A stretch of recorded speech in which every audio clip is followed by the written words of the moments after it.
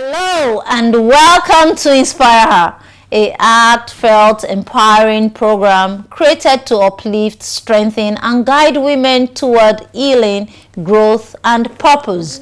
You are watching us on the Achievement Channel, Nigeria's first and only 100% motivational television station, broadcasting from the School of Eloquence studio here in Ikoyi, Lagos. I'm your host, Atinuke Odjenima, and today's episode touches on something many women experience but few talk openly about.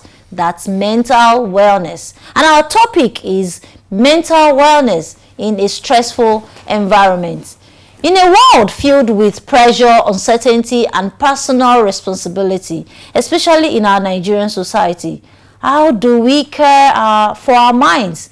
What does emotional balance look like? And where do we go when we feel overwhelmed or unheard? Guiding this important conversation with me today are two brilliant and compassionate co-hosts. Dr. Jennifer Seidu, a highly accomplished psychologist, educator, business strategist, and certified public speaker who brings deep insights into mental resilience and emotional intelligence and personal development. Bennie Onukwuba, a passionate travel consultant, entrepreneur, and advocate for vulnerable girls across Africa, committed to creating safe places and empowering journeys of healing and self-discovery. If you have ever felt drained, anxious, or like the world expects too much from you, this conversation is for you. Let's breathe together, reflect, and find strength in shared stories. This is Inspire Her. Welcome, ladies. Welcome to Inspire Her. So I try to do something, especially for my first time co-host. All right. And so Jennifer Seidu, you are my first time co-host, and I just want to celebrate you today. And so, of course, we've been together quite a number of times. So let's celebrate and welcome her. Thank you. Welcome. Thank you. Well, all right. Big time.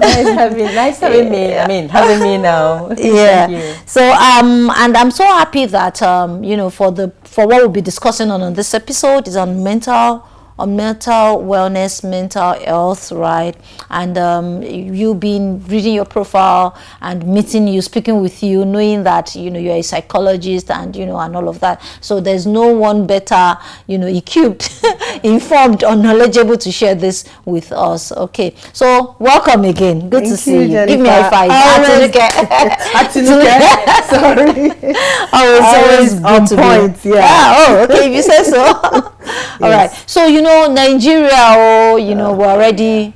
Yeah, we are. Everyone. You could see the frustrations on the road. You could see. Sometimes you look at people and you see people tired.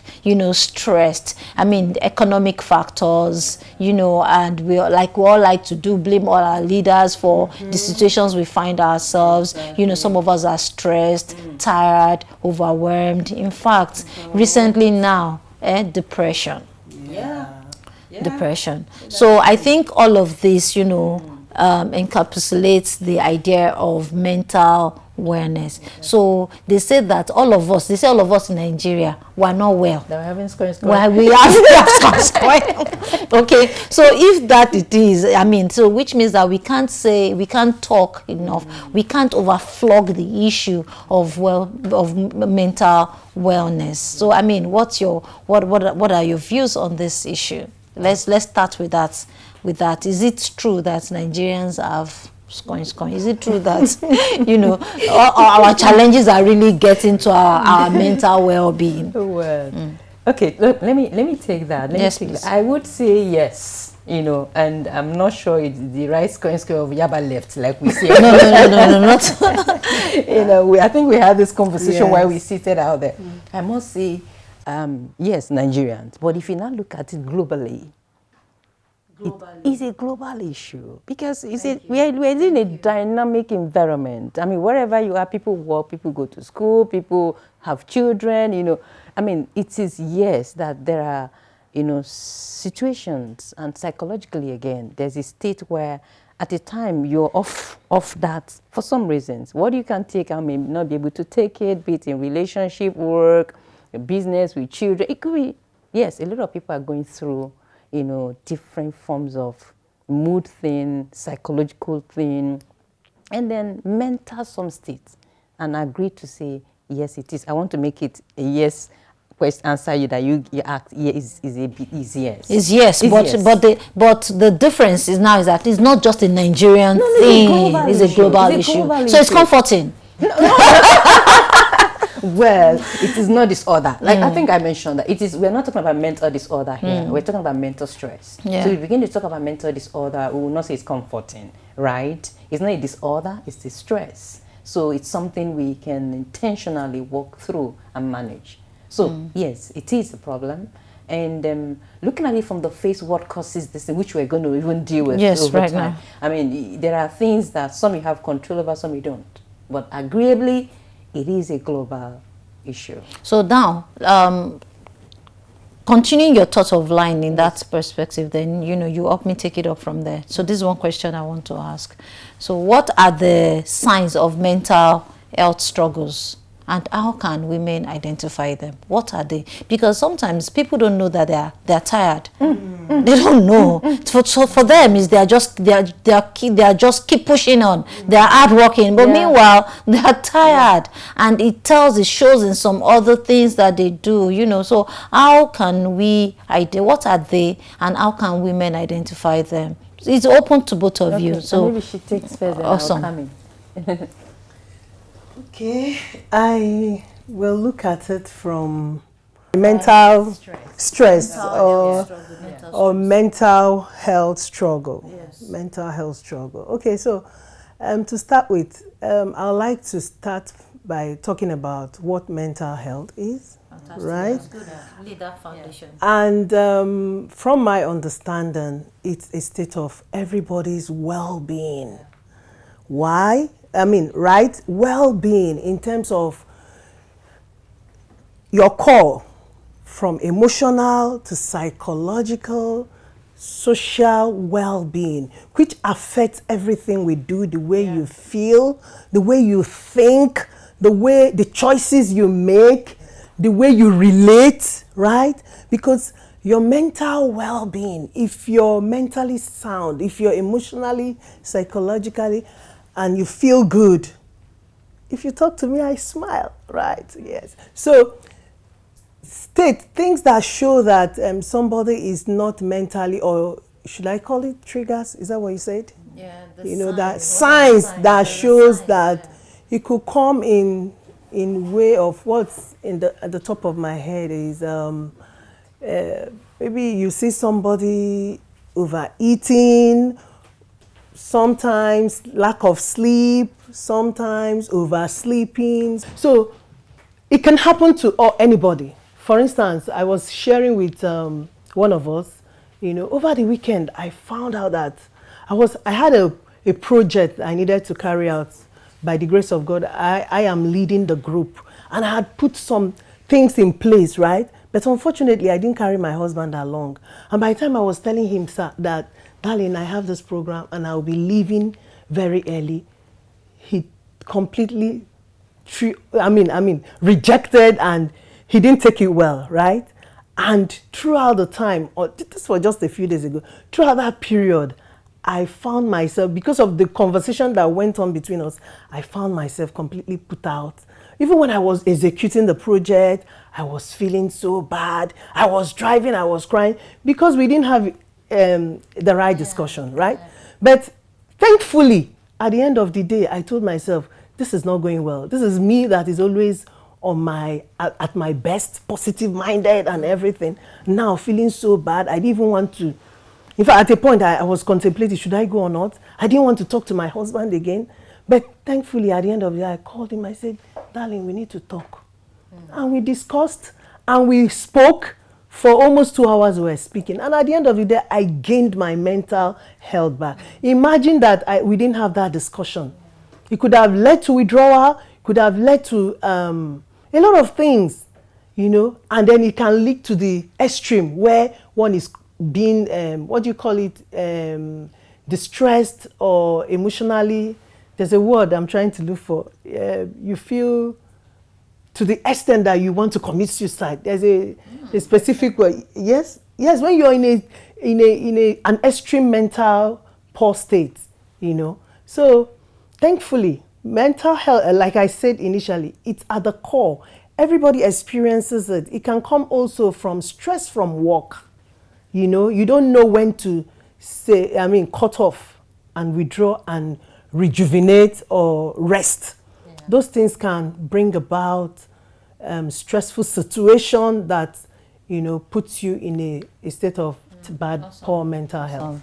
So that's now that's triggers, you know, some things that can trigger, and there are quite a number of issues. You know, like the example you cited now, it is even within from someone you love. You know, like more or less like you didn't meet the person's expectations, and so made you to be in a certain place. But then thank God for wisdom that you had to, and then you felt you felt better. But really, I agree with you, especially from people we love. It can bring about resentments and then withdrawal and all of those things. So I agree. These are signs of mental health. Withdrawal, resentment, you know, I agree. Disengagement and all of that. Thank you. Perfect response there. Then I want to take that from some perspective, right? Looking at mental stress, especially, like I would like to use the word, in a dynamic environment, you know. We have couples of categories, sources, and types. So we have the mild, the acute, the traumatic, depression, that category.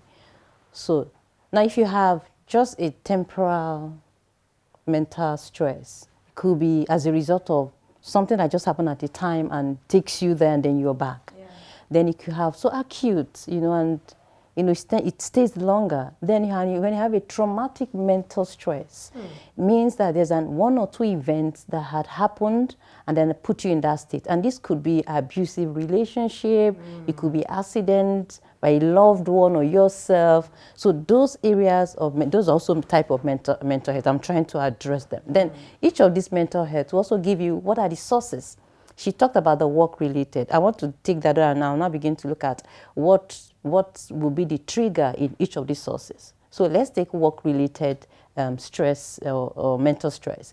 This, of course, as stated, is work-related, and it comes from overwork, working in an abusive or toxic environment, or maybe working with a colleague or a boss who is always very edgy, and that's work-related.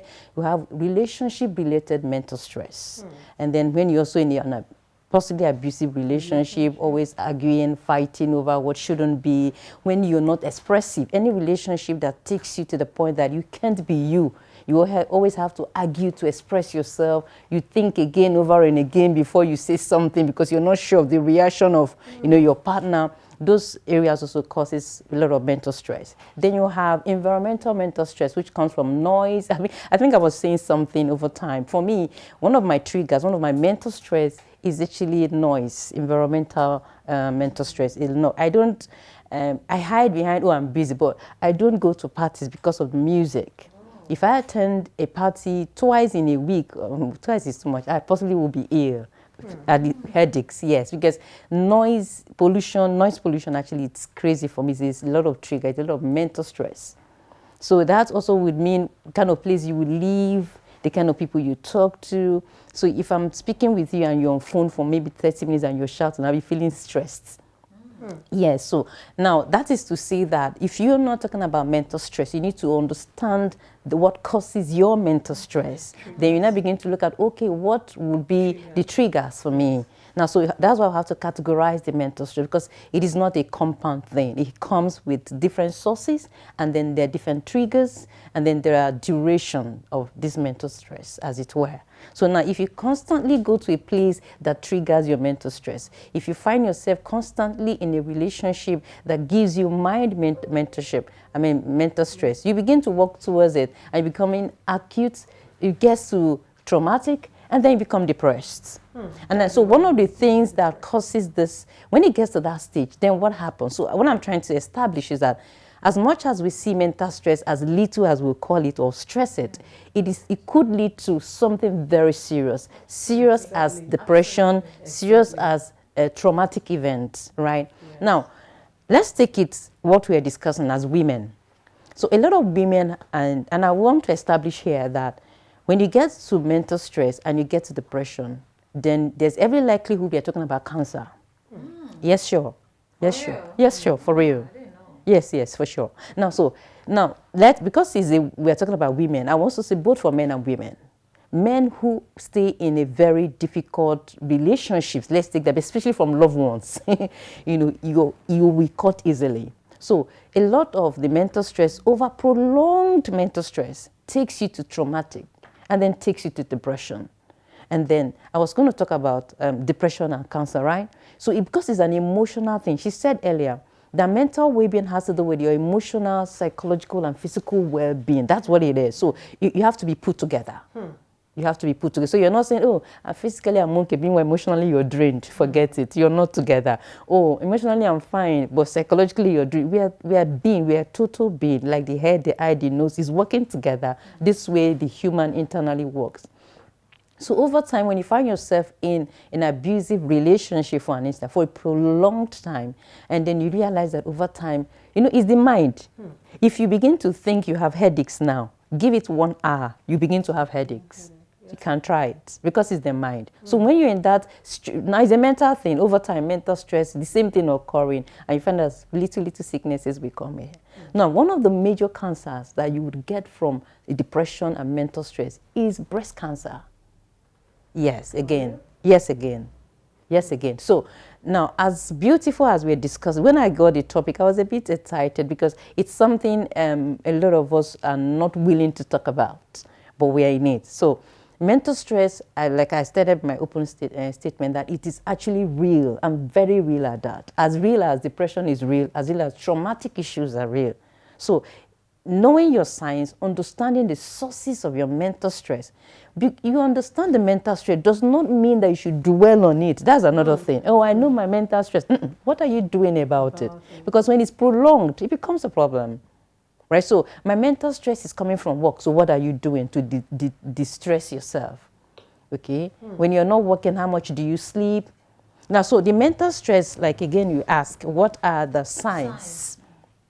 Now, if I know work-related, let's take it, it is overwork. One of the signs that you're mentally stressed as someone who is working is that you make mistakes, minute errors that you wouldn't ordinarily make. You begin to make mistakes. That is one area to. And then you don't deliver on time. Your quality of job, then you begin to nag.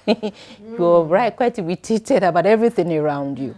Then for relationship, you still tell them, you begin to avoid. You don't want argument. Anytime you get, I don't even want argument. There's a mental stress issue there, especially if you're someone who would ordinarily want to discuss issues. You like to talk about difficult issues and conversations, and that's a very good thing in any relationship. If you can have difficult conversations, then you're in a safe hand. But when you can't, and then if you are that person who ordinarily could or did or used to, and then you're no longer having those conversations, you're now withdrawing, you're avoiding. So there's a difference between withdrawal and avoidance. They are actually not same. So you withdraw, maybe you will be silent, calm, but you could talk. But when you're avoiding, when it comes here, you go that way. When you just don't want to have anything. Exactly. Yes. So so you could do that. And resentment. Now, there's another thing when you say, oh, somebody is so stubborn. Some people are stubborn when they begin to have mental stress, because that's really where they can play back at you. Now that is then environmental. Now, if you're having, how do you avoid it? Possibly if it's noise, it's noise pollution, you don't go to noisy places. If it is some sort of abusive area, that you need to have, those ones are very common. But in doing all this, there's something we must take care of, the you. So I would always say, in every situation we go through, it matters, you are the one. So the you now runs around self-awareness. How much do you know of yourself? And then how much you know of yourself determine how much you will be able to detect the signs of mental stress. I think we'll take it from there, because it's like every episode this self-awareness keeps popping up. But right now we'll go on a short break and I'll be right back into the conversation. Thank you, ladies.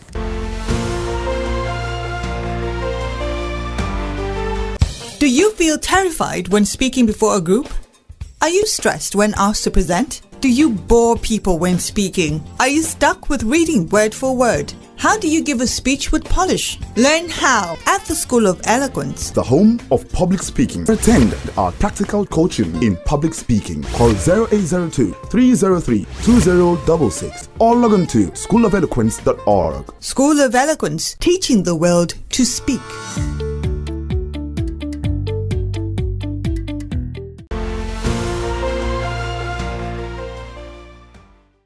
Welcome back, ladies. Thank you, Atinuke. Always that short break is always not enough, but at least it gives you the time to breathe and possibly drink water. Mental health, wellness. All right. So I would like us to continue the conversation, certainly by, you said something about self-awareness, knowing who you are and all of that.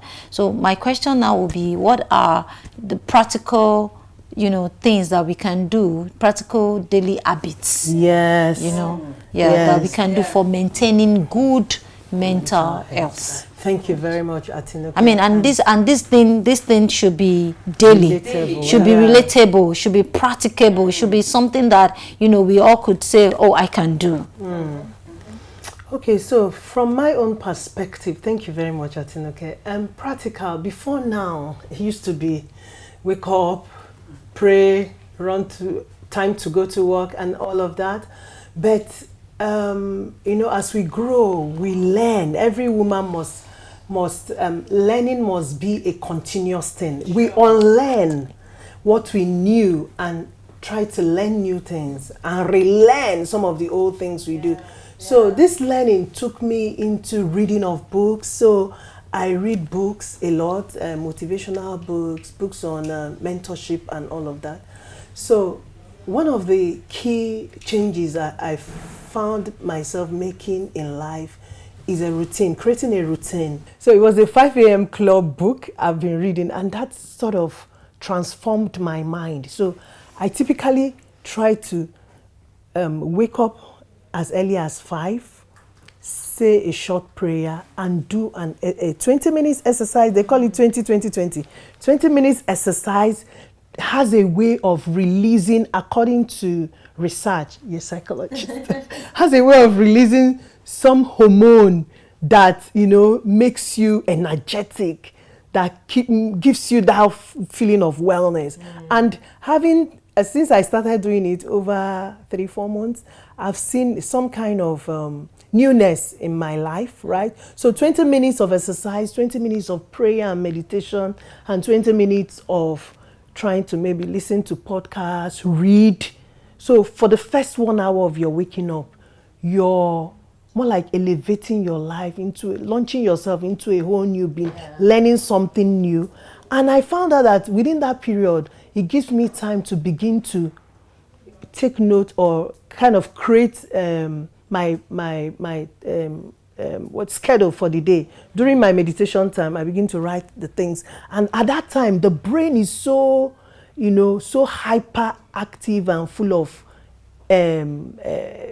energy, full of ideas. New things are coming up on how to do things differently in the office. So after the first 20 minutes, then I begin to launch into my daily work, the tasks that need to be done, and at that time of the day is so quiet, everybody. So in summary, exercising, prayer is some kind of a routine, and then reading. Then at that time everywhere is quiet. You're able to read, you're able to research, you're able to come up with new ideas.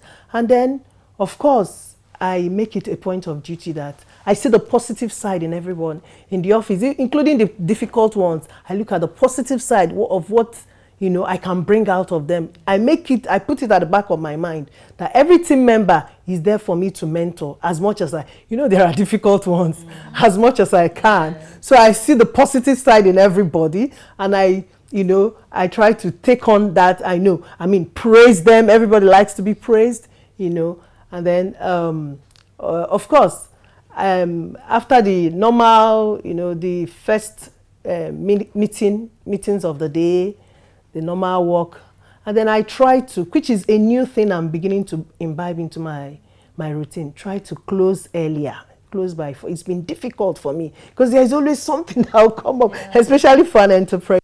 Close by 4, between 4 and 5, then go home, and then I start the home side, right? Try to connect with my children at home, make time for my husband, and be there in making meals, you know. So these routines, you know, from the first early hour of the first 1 hour to invest in myself, exercise releases you to a lot of, and every woman should imbibe exercise in their life, prayer, and learning something new beyond just carrying the phone and, you know, you're watching, you're overstimulated by all sorts of things that are happening around you.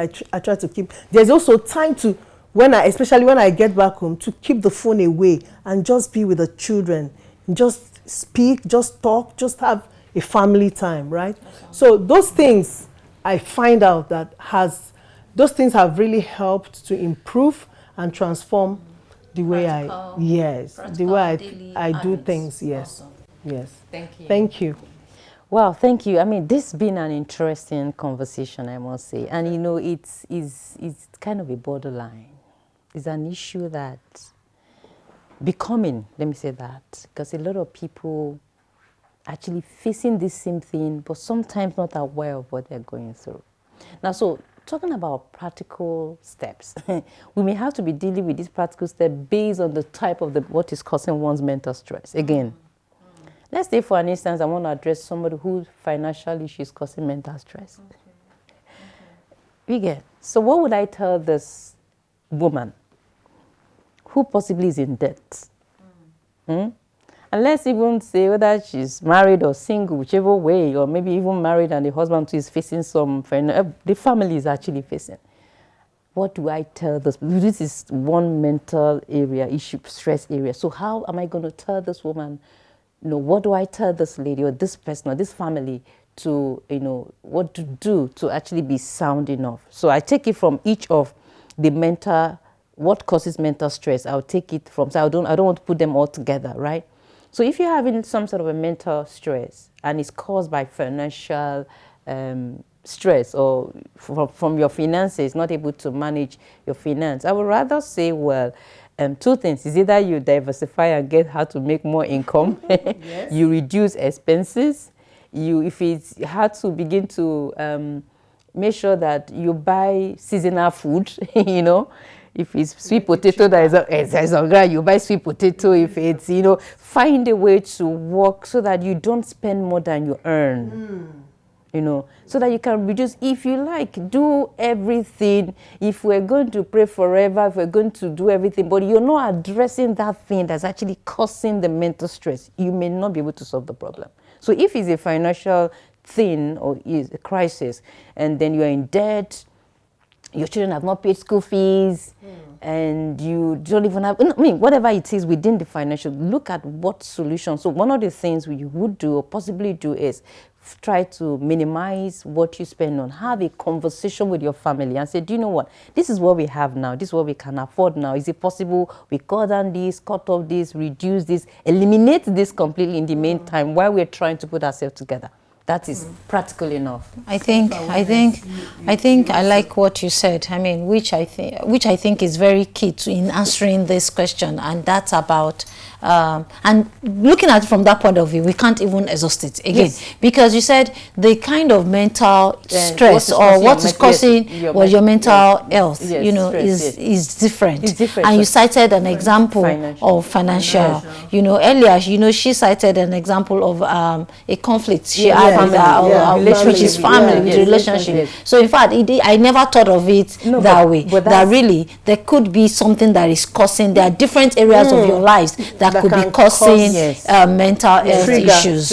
You know, so you need to identify them. Identifying each will determine what you now incorporate daily. Yeah, awesome. Exactly. Awesome. It makes sense. Awesome. So now, what we'll be telling women out there is to say that identify what causes the mental stress to you. Know how to address it. So you mentioned financial. Take for instance, I said, okay, if the issue is financial, find out what is in season. Yes. Buy and sell. I mean, or seasonal food to eat. You can even reduce your cost. Awesome. Yes. Awesome. I think for yam that is so expensive. Why not buy sweet potato? Buy seasonal food. Yeah, and I want to also want to contribute that daily things too, like speaking out, speaking out to someone, speaking out even to yourself, saying those things out, then affirmations, declaring even the things that you want, confessing it, positive mindset. And all of these, because when we say meditation, people really do not understand meditation, and they don't even understand the power that is in meditation, and they don't even know how, to properly meditate in such a way that, it's healing, it brings about it brings about distress. I mean, it distresses. It distresses. So, but let's just keep it simple and say that because to practice mindfulness and practice meditation is an act that we can't exhaust even just talking about it. So let's just say that people should just take a walk. Take a walk. Fresh air. Taking fresh air. Go outside the door of your house. Walk along. Breathe. That's it. Breathe has a way of even making your brain. And as you're going on that walk, of course you'll be breathing. Take it cool on yourself, and look at what is working for you. Gratitude. Those are daily things that I believe that by the time you go out and you see people, and with a heart of gratitude, you'll be able to see and know that, it's not so bad. It's not that bad. Yes. Although my expectations are more, but then where I am is not so bad. So gratitude. Then prayer, like you said, prayer is very, very important too, because there's a way you feel that there's a superior person there who has heard you. There's a way you also know that the forces of the universe is working for you. I like that. So exercise just says normal walking. When you say I beg, I don't get time or something, but just walk out, and if you can jump rope, skip, do that, do whatever exercise that can be for you. Then we should always find someone to speak with, to say our heart. Sometimes that sharing your burdens or sharing your concerns alone, there's a way it relieves. Yes, it's when your head, especially of course. Why would you talk to someone who would not be of help to you? Sometimes you don't know who is it. You see, it also takes, like you said, this conversation won't be able to have it all through. Yes, sometimes some people you think are right persons may not even be the right persons talking to you. So we also need to ask for discernment and wisdom to know the right people around us to discuss certain issues with. Now, to our next question. When and where can women, seek professional mental health support, counsel, guidance, advice? Well, do you see? Yeah, because again, because you mentioned, I said that talk to someone, and you said that. Yeah, it may not be. It may not be. So where do we go to? Now, because I'm a diagnostic person, both in nature and what I do, I don't know how to answer generic questions. I don't have to make the question generic. I'm still going to specify, like the question you just asked me now. You see, when you say, who do you talk to? The question is, what is your problem? Because in Nigeria, a lot of us go to our pastors. So those pastors, that's what I want to say. That's exactly where I was going. And sometimes some pastors are not even well equipped or trained to understand. That's exactly what I wanted to address. So you took that from me. It's perfect. You said it. So maybe let me just relax. You wouldn't say I said it. Okay, I've said it now. So you say it in your own way. So we're hearing from you now. Okay. Do you know? That's we have mental stress and we live in denial, and then we meet someone who doesn't understand what we are going through. We not tell the person the problem, they complicate it. Yeah, I agree. That's the fact. When you brought that, I was like, should I even still continue this my conversation because it takes us long? Where do we go to? Yeah, there are some. It depends on what you're going through. Now, because people don't even understand mental stress in the first place. Right. So who are you then going to tell? So what you're going to tell is your problem. I think at this point, there must be somebody, or we must be able to have or create that group of, friends that that are positive-minded and will be able to give you the right advice, right? One of the things that women need to do is to also audit. When you go through your WhatsApp group, you need to audit the people, all those messaging, messages that come in, all those messages of, accident. Hey, some people want to be the first to announce that something happened. All those sensational messages. When you open, you see dead bodies, you see, people have been killed or slaughtered and all of that. We have to be able to find out, create in our network the right kind of people with positive mindset. That's people that can. Maybe I'll be quick to say that. Delete message. Friends. I'll be quick to say that trusting or relying on friends for mental health issues or support, it might not really be, because you will know the people that can give you the right advice. So I would categorize that on. Thank you. I'm going there. So that's on a limited resources basis. To say, okay, maybe I'm not so buoyant. Let me talk to someone. Let me meet a friend. But ideally, there are places, there are therapists, there are psychologists, there are coaches, there are counselors. Okay. So we will rather not use this public show. Tell people go through a friend, audit. Some people don't even know how to audit. Don't audit their helper of destiny out of it. That's what I was trying to say. So so just to summarize this, I don't have time to give this long story, but I will make it very short to give us an idea of what you're trying to say. So we had this friend, we're working with some cancer group, had this friend, not a friend, a great lady we managed over time. She had cancer, she didn't know who to talk to, she didn't know what it was. Let's even take it that. And then she went to this friend like, I don't know. Eventually she went to the husband. I've been feeling pain here. This is husband now. When you say friends, like, no one, so you've been cheating on me, No wonder the gods has caught you. I'm telling you, you know what?